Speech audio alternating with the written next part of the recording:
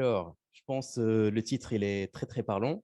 Comment résoudre les conflits du PBX-Proj. Je pense comme développeur iOS, on a tous vécu cela, soit lors d'un rebase, d'un merge ou tout simplement quand, je ne sais pas, on perd une référence dans un fichier et on se perd dans le PBX-Proj.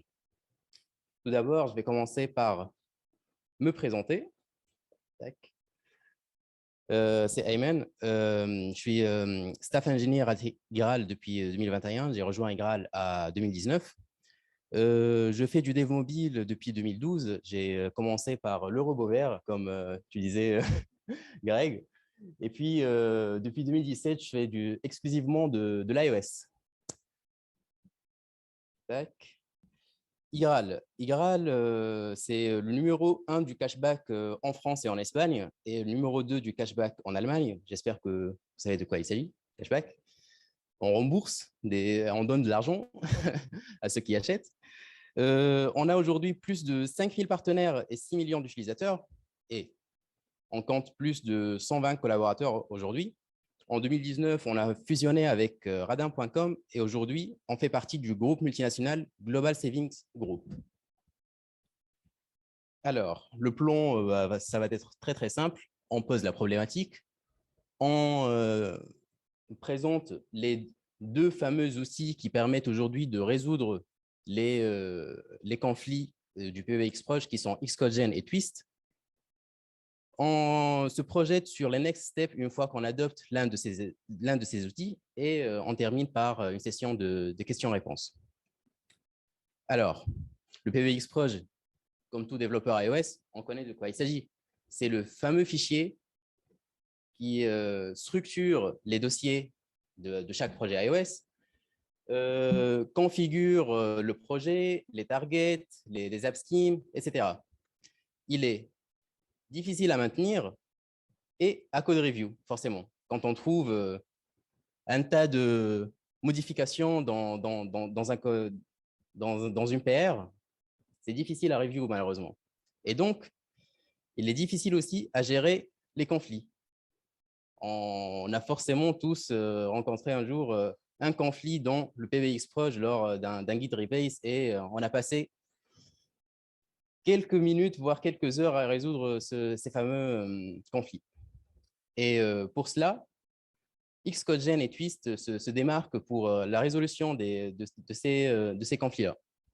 C'est quoi Xcodegen? C'est un CLI open source. On peut trouver facilement l'outil sur GitHub, écrit totalement en Swift depuis d'ailleurs juillet 2017. Il a quand même 5,74 d'étoiles, c'est un gage de confiance, je pense. Et son but, il est simple. Il permet de générer un Xcode Proj à partir tout simplement de la structure du projet. Donc, on n'a plus de problème de référencement de fichiers et à partir d'un fichier de configuration YAML ou JSON. Donc, dans ce fichier de configuration, on va en détailler juste après les détails de ce fichier. On indique les sources, les ressources, etc. Et là, Xcodegen, il va tout simplement générer tout un projet à partir de ces deux entrées-là. Heureusement pour nous, il est compatible avec Carthage, CocoaPods et SPM aussi. Son installation, elle est simple. Avec Homebrew, on l'installe. Pour info, pour cette présentation-là, j'ai utilisé la version 2.31.0. Il se peut que aujourd'hui, ils ont peut-être évolué. Et je pense qu'ils sont à 2.32, quelque chose comme ça. Donc, faites attention à cela. Il y a juste un fichier project.yaml ou .json à mettre dans le répertoire principal de l'application. Et voilà. La migration, elle est simple. Pour un projet lambda, il suffit d'abord de générer les configurations du projet par une commande Xcode build classique. On choisit le scheme et les settings, puis on exporte vers voilà, my new xcconfig. On fait ça pour tous les app schemes et pour la target principale en enlevant l'option moins scheme. On supprime le dossier Xcode Proj existant avec tous les app schemes et les configurations. Et puis, on exécute la commande Xcode Gen et la magie opère. Guide de ce fameux fichier de config Xcode Gen. Comme j'ai dit, tout est simple. Au début, on définit les configurations. On a, pour cet exemple-là, deux configurations, une debug et une release App Store. On peut évidemment avoir 3, 4, tout dépend du besoin.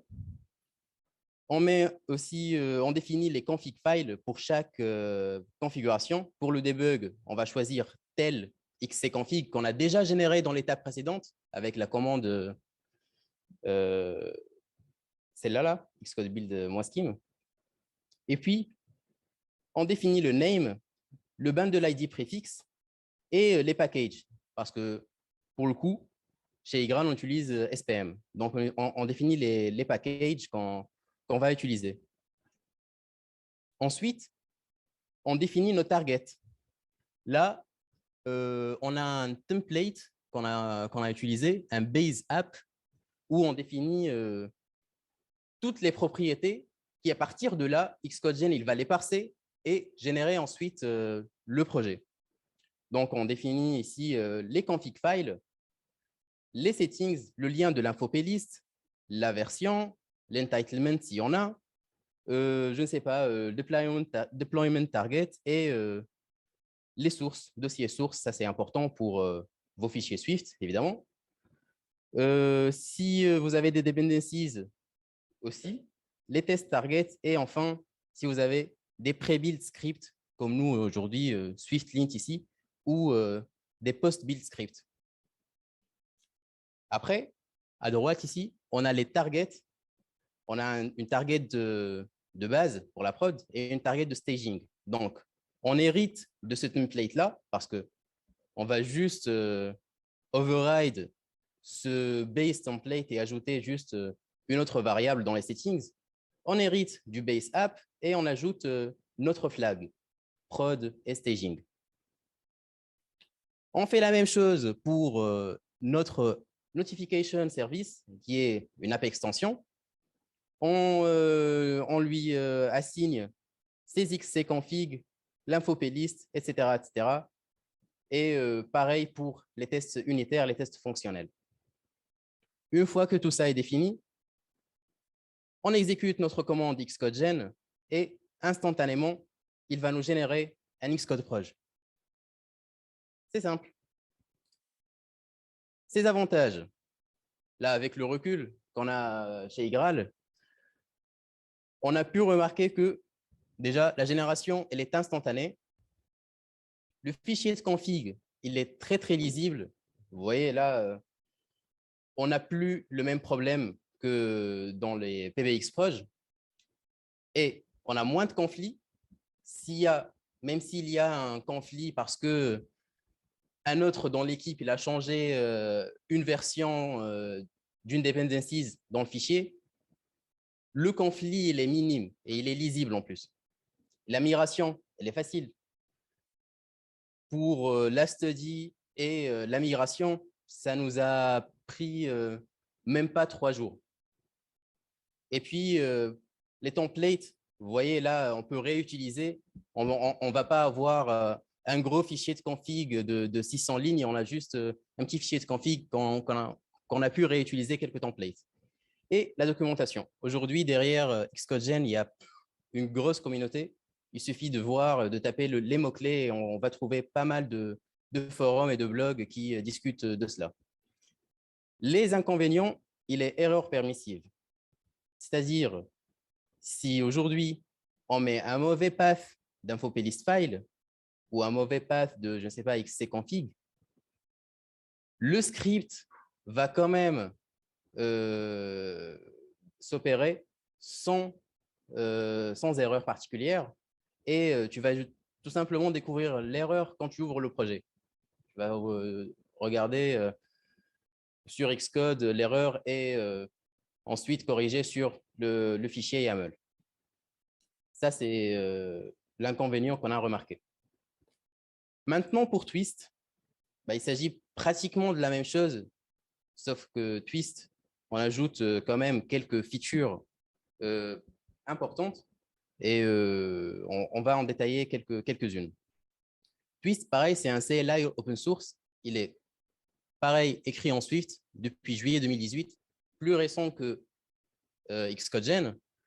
Il a 3 cas d'étoiles sur GitHub, un peu moins que son concurrent Xcodegen. Pareil, il génère du Xcode Proj à partir de la structure du projet. Donc, on n'a plus aussi le problème de référencement de fichiers et d'un fichier de config Swift. Donc, là, l'avantage, c'est que Twist, il est 100% Swift.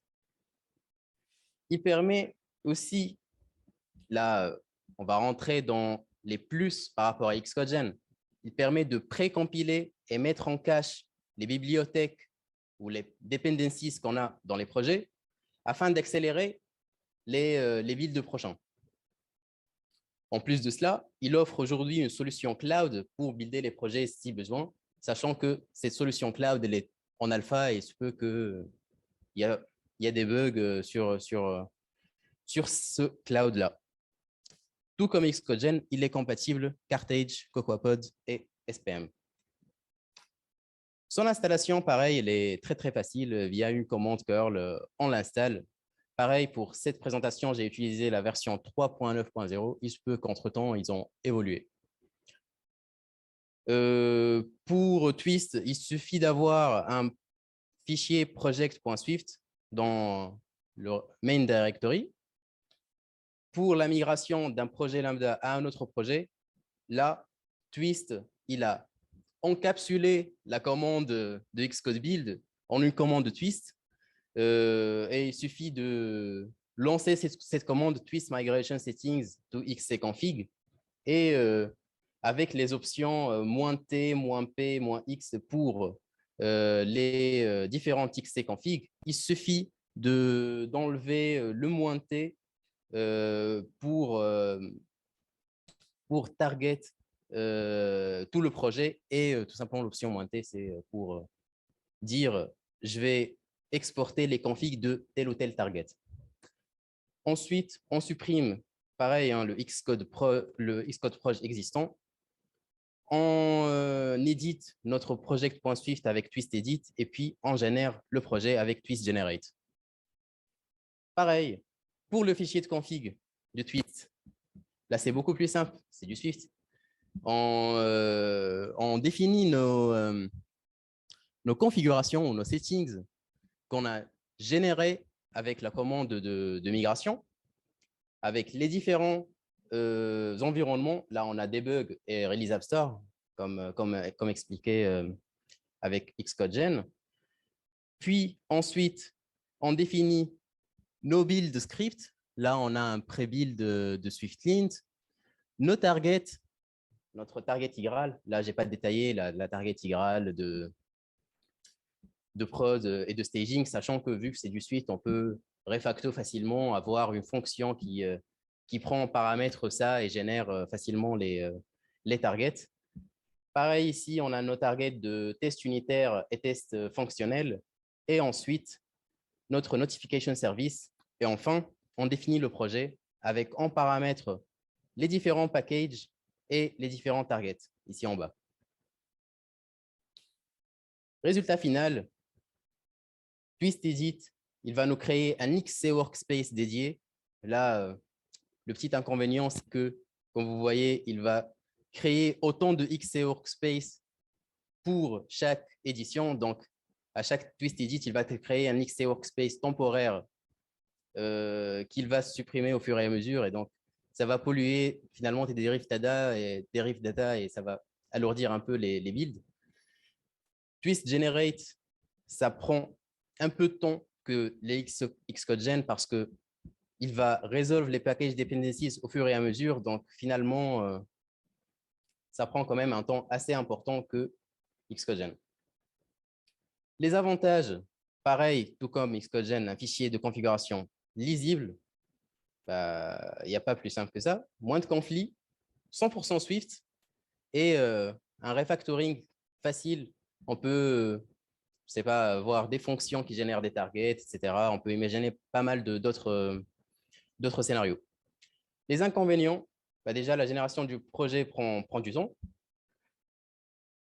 Un autre inconvénient, c'est qu'il génère un XC Workspace éphémère uniquement pour l'édition, sachant qu'il y a derrière des options qui pourraient limiter ça à un seul XC Workspace.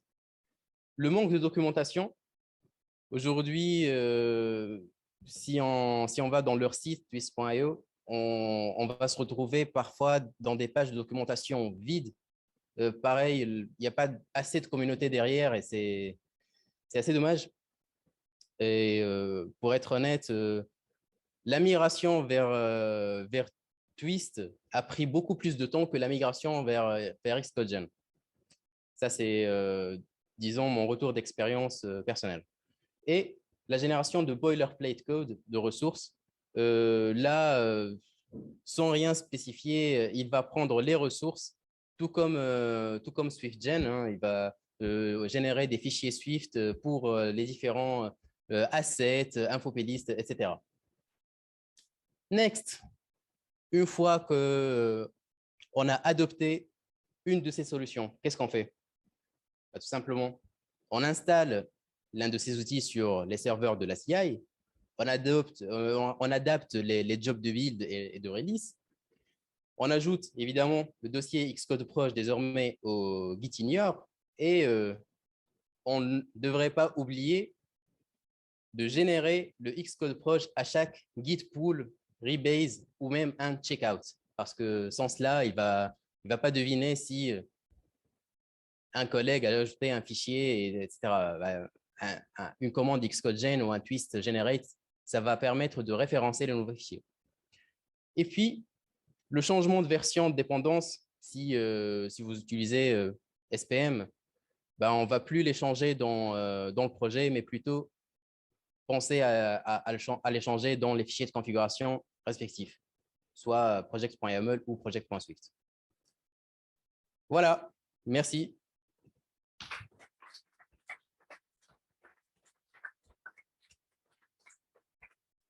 Des questions? Est-ce qu'on a des questions? Arrivé du bon côté de la salle. Yes. Qu'est-ce que tu penses des évolutions de SPM? Apple a un peu l'intention de remplacer Xcode en tout cas les projets Xcode par des packages SPM à un certain moment dans l'avenir. C'est la direction à laquelle ils vont. Là, aujourd'hui, on utilise SPM comme Dependencies Manager chez Igral. Mais après, pour les plans d'Apple, pour remplacer SPM, on remplacer les projets par des packages SPM, pour être honnête, on est tous, je pense, dans le même, dans les mêmes, dans les mêmes bains. Donc, on attend, on va voir. C'est plus simple. Une autre question? Yes.